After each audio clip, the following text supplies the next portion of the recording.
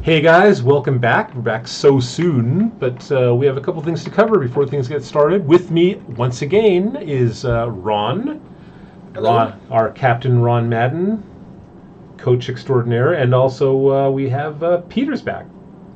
That's me. That's him. Peter Graz Spartan XP. Which one is your preferred handle, Petey? I think everyone in this league knows me as Peter. Okay. Well, I know that some people. I mean, you're kind of. I know in the WoW world, most people know you as Graz, right? Yeah, and everywhere else online. So yeah, but We're over among here, friends here, though. you are among friends. We're not going with. We're not 16-year-old nerds, and we don't have to worry about maintaining some kind of secrecy and handle. We're just a bunch of dudes playing Blood Bowl. No But nerds here.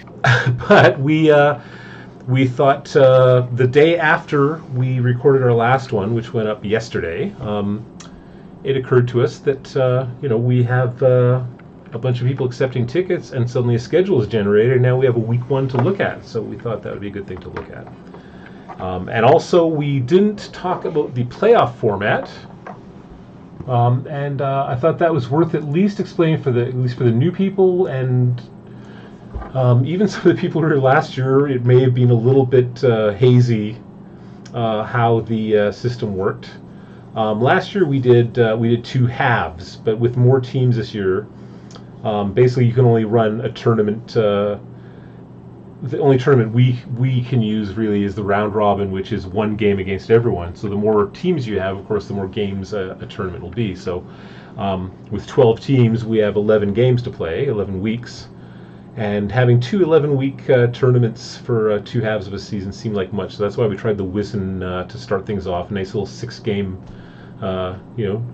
easily chewable little opening, and then move on to the major round robin after that first part. So we're going to work it the same way, though. And so what's happened is, if you look at the little Excel sheet that I posted,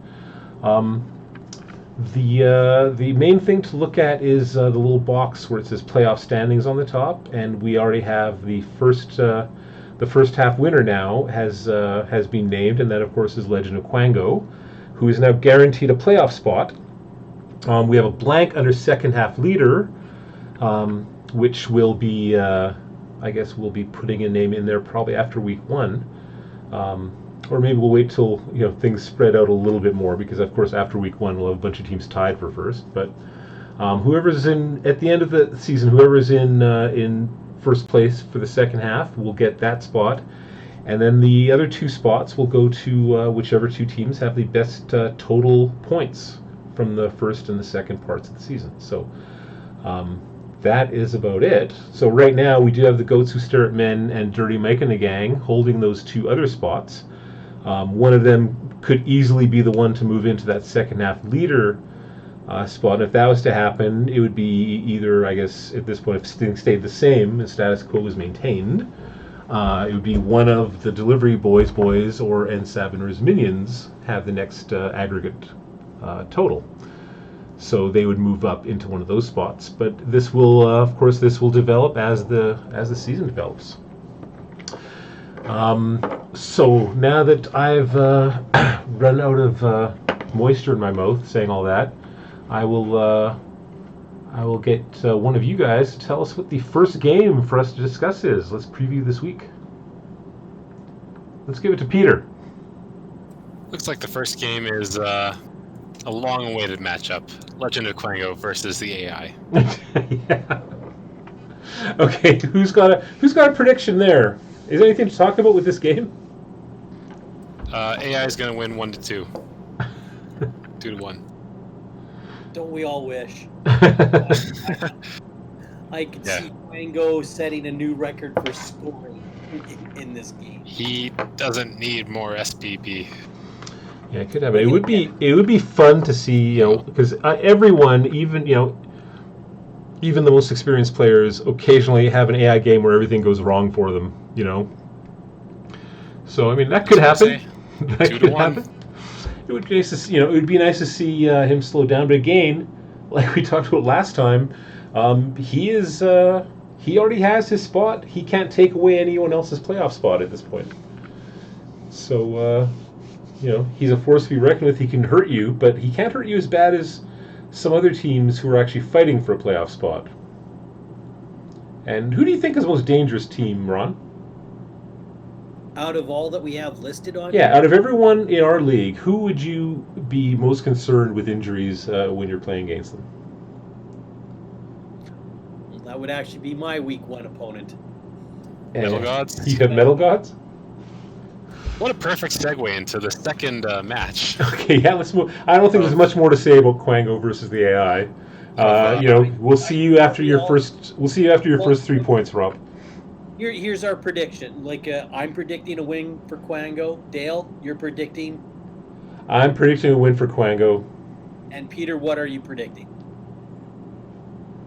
I'm hoping for a 2-1 win for the AI. Fingers crossed. What are you? Keep his FPP low. The prediction that the Leather Pharaohs are going to win. I will say it only because we can't all be on the same page, or else things get boring. I think we can on this one. Okay. Yeah, it's Quango. Yeah, I think it's Quango. I mean, I think there's an outside chance of a draw because these things happen, but a very, very small chance of the AI actually taking him. I've seen the AI run up to the 1 yard line and stop, and he turns until the half ended. But I've also seen them make normal plays and have really good luck. So I have seen the AI. I had the AI do this to me in one game. I managed to get a guy in like last turn of the game. They had their ball carrier on like the 3 yard line. I managed to get a guy in front, and the ball carrier blitzed, hit my guy, knocked him down, had a free path, the 2 extra spaces to the end zone, and he just stopped, ended his turn. So yeah, Quango's probably got this one. I think so. Okay, why don't we hit the next one? What do we have?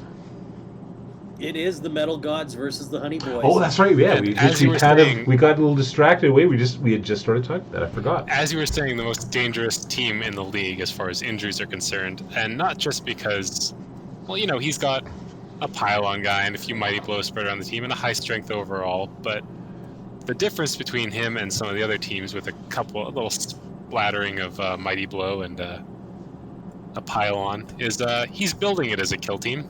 Mm-hmm. And he will continue to develop those players, whereas other teams have them as they have a kill piece. He has a kill team going. Yeah, and I have to say, all I can picture right now is Miles sitting in his house there all by himself, playing a game of Blood Bowl, practicing against the AI, listening to this little smodcast of ours with a big smile on his face as we chuckling to himself. Yeah, as we talk about this and saying out loud, "You got yours coming," or something like, "What's it? I decide who lives and dies." That's another very popular, very popular homily. Okay, so let's see. We've got Bad Karma with his Metal Gods. We've got Ron's Honey Boys. Again, the Honey Boys are sitting with a very similar TV. So the best tactic here is if and Ron, of course, we're talking about you. So if the Metal Gods can get a few big injuries early on, you're going to be in trouble. It's going to come down to injuries, and I'd say. Well, it's going to come down to injuries. Have the advantage. Yeah, and also I have to say though that Ron is a more experienced coach than Miles. And that will give him an edge there. But Orcs against Norsemen is that's a tough matchup for the Norsemen, especially when you're looking at an Orc team like you were just talking about, Peter. That's basically both built to murder. I'm fairly sure both teams have a full accompaniment of block players. Well, you know what? I can show that. I've been sitting here just having the same screen up, but I can actually vary things here. Once again, all blocked by default. And okay. There's quite a bit of block on the Orc team. Not all of them yet. Yeah, well, this I went back to the Norse. I was up on the Orcs, but I went back to the Norse here.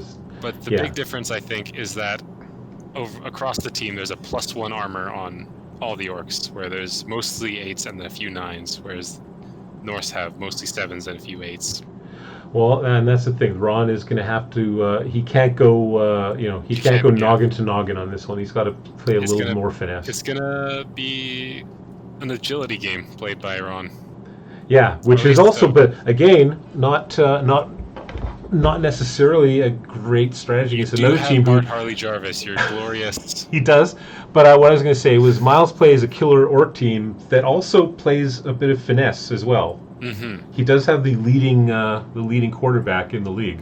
The winning play, I think, it'll come down to injuries, and if the injuries don't come right off the bat, if Ron could play the agility game, I think he has it. Well, my call is Ron by 1 in a squeaker. I'm going with a draw. I am also saying draw. All right. Well, there we go. It's on the record now.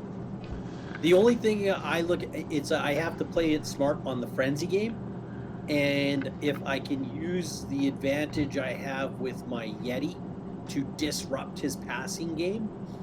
Yes, he does have that. He's got his stink cloud there, doesn't he? His disturbing presence, or whatever it's called. I'm thinking it's because of the amply hungness. Hmm. Yeah, it could be. But I think it ends up in a draw. All right, well. I was going to say draw, but I decided not to be cowardly. Let's move on to the game 3. Game 3 is Warpstone Warriors versus the Goats Who Stare at Men. A mirror match from the final game of the... Yeah, that's when I had to apologize to James. And everyone needs to know I don't set the schedule. Once the teams have all accepted their tickets, I press confirm start tournament, and then it creates a schedule for us, and I have nothing I can do to change it. And so, yes, I'm sorry, James. Again, I'm so sorry. And I have to, and I have to say, I don't see James pulling out this one with his walking wounded team going in. How many players is he down? Wasn't he down 3? Let's take a look. This is what I'm here for. Let's see. There's the old thing. He hasn't leveled a guy, so that might make the difference too. Yeah, he's gotten a level up. Oh yeah, on his rat ogre who's out. Yeah, well, he's got 4 guys. 4 guys will be down for the game. 3 linemen out and a rat ogre out, which really on a Skaven team is not a hindrance. Well, except that the rat ogre is really good at dealing with the Minotaur. It is good for strength, but I don't think the Goats Who Stare at Men have a single player with tackle. That's probably true. We can check that, but there they are there. But that's the thing. Without the rat ogre, the Minotaur can, it'll have to be locked down by guys that he'll crush. I didn't one see. at a time. Well, Cartouche locks himself down. That's true. You've seen him play enough to know that his Minotaur isn't moving, I've seen him regardless play of whether or enough, not there's a player in front of him. And I know how he rolls. Even going with Nick's bad luck, I have to give the victory to Nick. I think so too, but I think it'll be a closer game than the last one. I think it's going to be a 1-2 or a... Well, yeah, because things still have to go right for Nick for him to start scoring touchdowns. Mm-hmm. And things often do not go right for him. So I think it'll be Goats, but the Warpstone Warriors are going to put a point on the board at the very least. Mm-hmm. Yeah, I would say I would think about it more. Except the loss of that router, where I think it's too much to hope for a win. It's what he's going to really try and do is avoid getting his guys hurt. So I think there's gonna be a lot of dodging out, and if he succeeds, he's got a chance of staying in there. But it's gonna be a tough one. So I have to give this one to the Goats. I'm giving it to the Goats. No, nothing more specific than that. Nothing more specific than that. Oh, Ron, what score do you think it will be? Peter thinks that James will put one up on the board. So you're gonna maybe a 2-1, Peter? I'm guessing 2-1. 2-0 Goats. I would love to see him put one up. So you know what? I don't think it's a lock, but just to give James some support, emotional support, and also to send good vibes his way, I'm going to say 2-1. Another thing I'm thinking is those injuries might help him in the long run or at least in the short run, because he has a very deep bench for a Skaven team. Yeah. Like, very deep bench. So you're saying he's got some bloat on that TV? I think Yeah, so. he's got a full roster. Yeah, that's... I have goblins, and even I don't have 16 players. Yeah, if he did before, but if I don't he now. loses a couple guys that will give him more in inducements in other games, because 1470 is not a crazy bloated TV. But... You know what?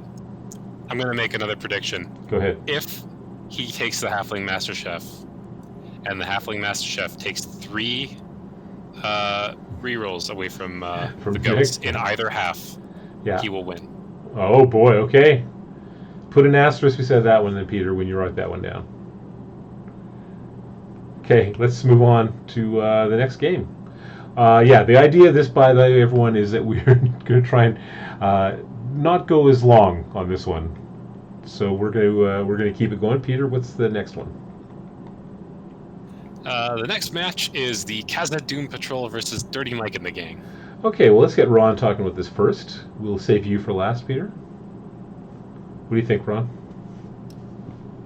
Well, simply because you've got a team that can take a little bit of punishment.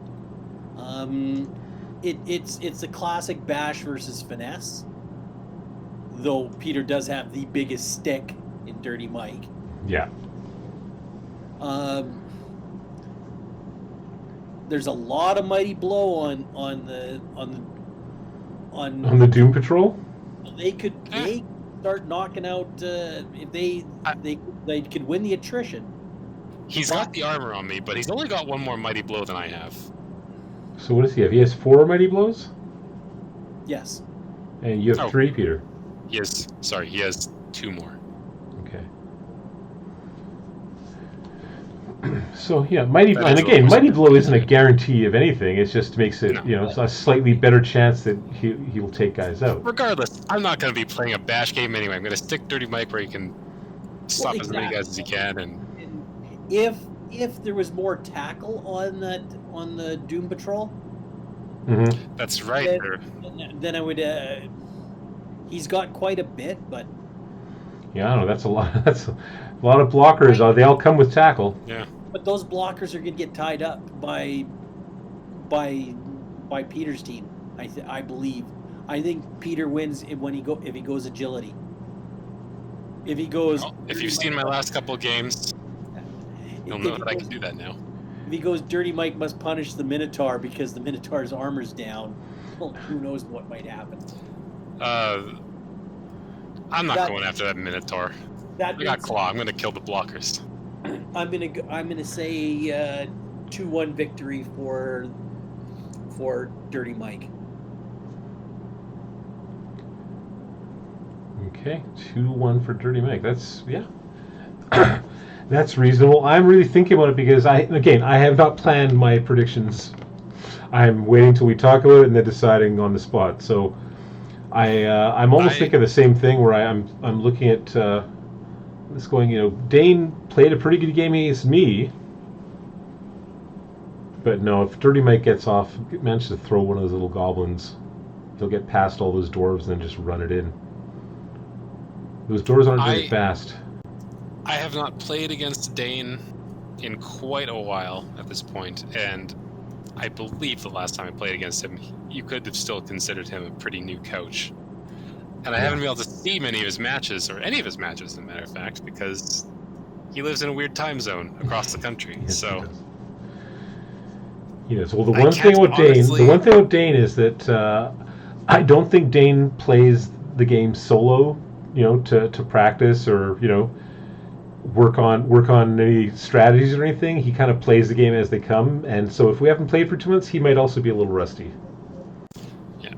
My assumption is that I should go on this based on our records and just say that it'll be Dirty Mike victory. Dirty Mike Dirty Mike and the boys have been on a roll, and I don't think it's time for or it's a time that Dane will step up and stop them yet. I don't think it'll be a clean sweep though. But I think no. But I think one season from now, if this team continues to develop, I think they have a good shot. I mean, it's Chaos Dwarves, you know. Mm-hmm. I love Chaos Dwarves. But just for fun, let's take a look at Dirty Mike here, just to see what we're. Just remind everyone what we're dealing with. Oh God, that's so gross. It's so disgusting. That's the worst thing in our league. That view. And there they are. You have 15. Says you. You have 15 players, Peter. So yeah, you're one less. Yes, but they are goblins. Yes, I know. Oh, I know. 7 armor stunty. Oh, goblins are totally acceptable to have, sitting on the sidelines waiting for their buddies to get injured so they can step in. I used to have a full roster, and then I realized I'd played like 10 games in a row where I never needed to go that deep, so I cut a guy. Yeah. Yeah. There everyone can take a quick look at this team. This nonsense in front of you here. So there we go. So I think everyone's made their call. Did you make a call, Peter? I said I think I will win, but I haven't You're not played gonna against him say or so. seen him play in quite a while, so I can't say anything more specific than that. All right. Well, let's. I don't have the information. Okay, let's go. I'm going to go back to the teams list and give us the next matchup. That would be the dreaded Lurg versus N. Sabanur's minions. Okay, and I'm not sure if they faced each other. I don't think so. Wizen. I'm going to check, and I can check history on this. Lurg, Doom Patrol, AI, James, Delivery Boys, and me. So no. Yeah, I believe the Lurg and the and N. Sabanur were mostly at opposite ends of the last half. Yeah, but again, they were both fresh teams coming into Wizen. You would have thought they would have faced off, but the same thing with me and the Delivery Boys. But this is Blood Bowl. Yeah, Delivery Boys, same thing with me though. We all came in together, never faced them because they launched themselves right into the upper echelons on that first couple of games. Big mistake. Who knew? Here's N. Sabanur's minions. So yeah, This sorry, one they're short a is guy. hard to call. Well, he does have his werewolves have leveled one twice. He's got 10 players, so he's down. Yeah, so there will be a journey. And I believe Kevin's team is down something like 4 players. Well, let's take a quick look here. Here's the Lurg. Oh no, he's sitting with. He does have 3 down. And Rotter. He does have 3 down, so he's probably looking at I guess 2 journeymen. He's got 9. Yeah. Yeah. So they'll both have some fodder out there. I don't think it looks good for the Nurgle though.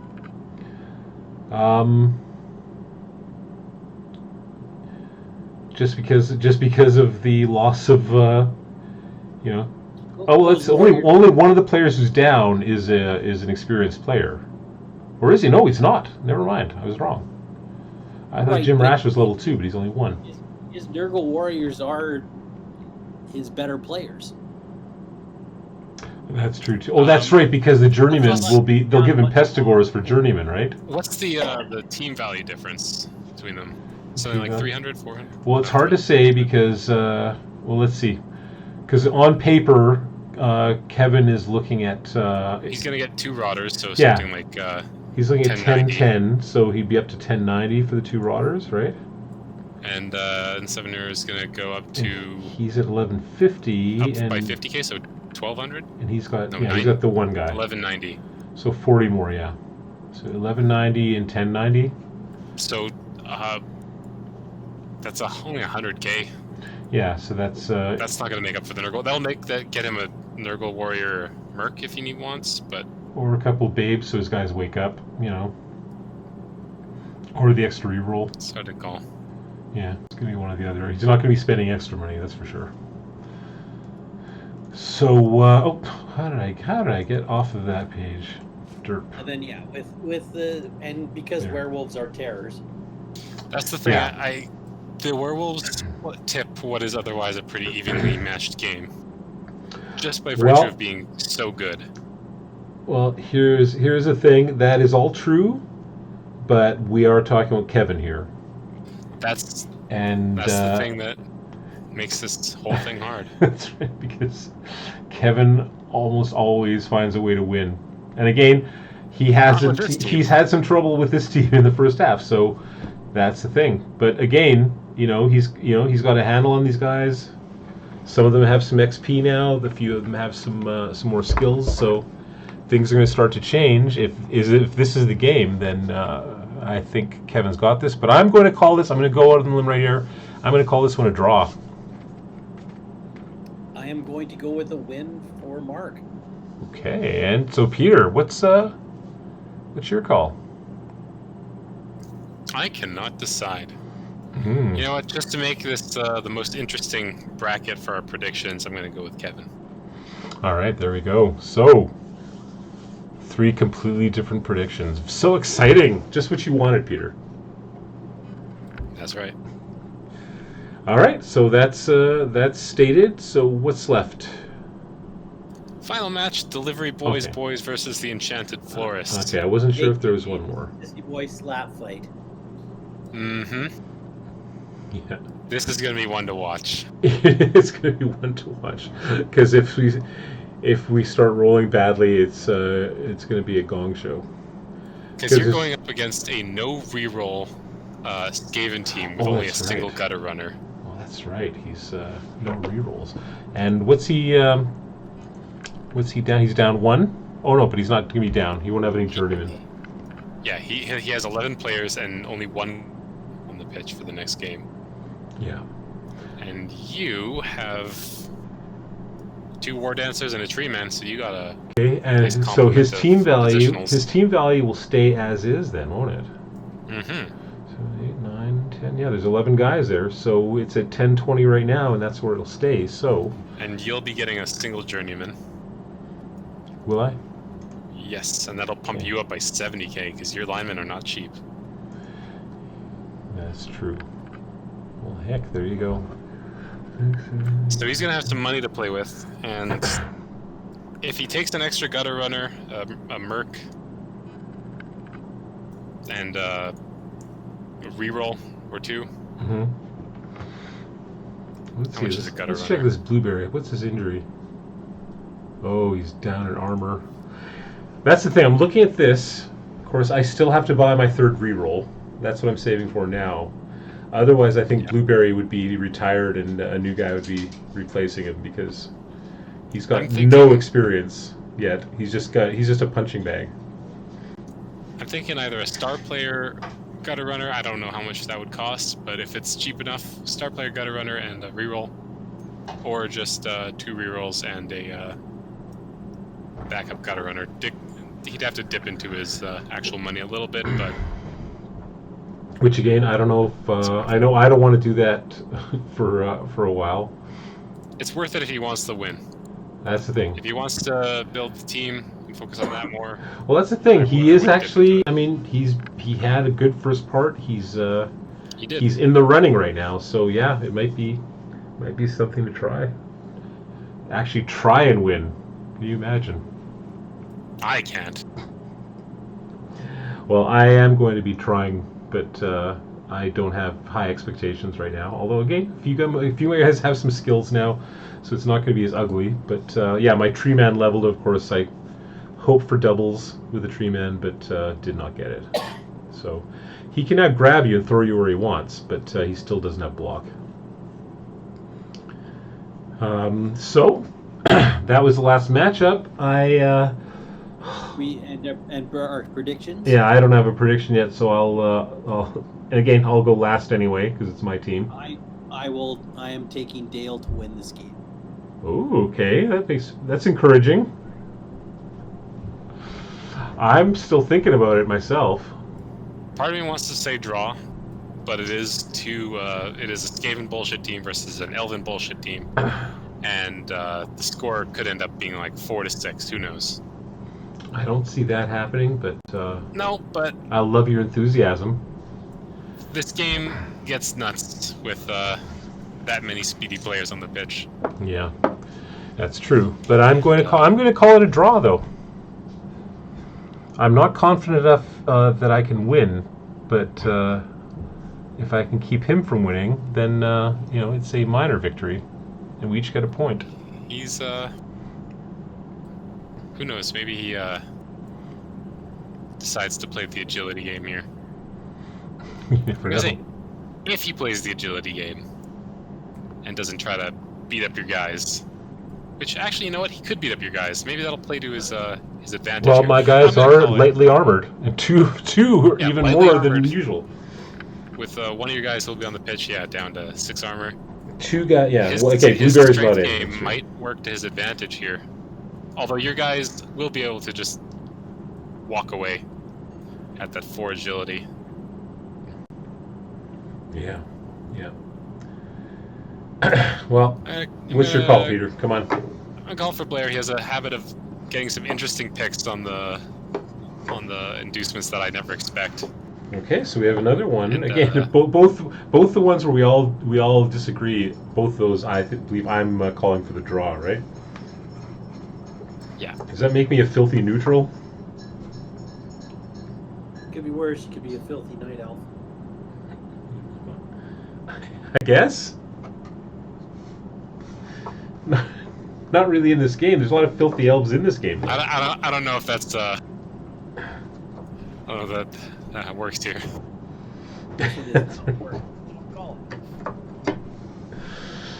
All right, so I think we've called all the games. Any more predictions for the week? Like anyone gonna be dead at the end of the week? Well, how many casualties on the week? How many deaths? 2. You think there'll be 2 deaths? How many deaths do we have overall in the first part? 13. Okay. Peter, always there with the stats. I agree with Peter. I think there will also be 2 deaths this week. Okay, that's why he's the best color man in the business, Ron.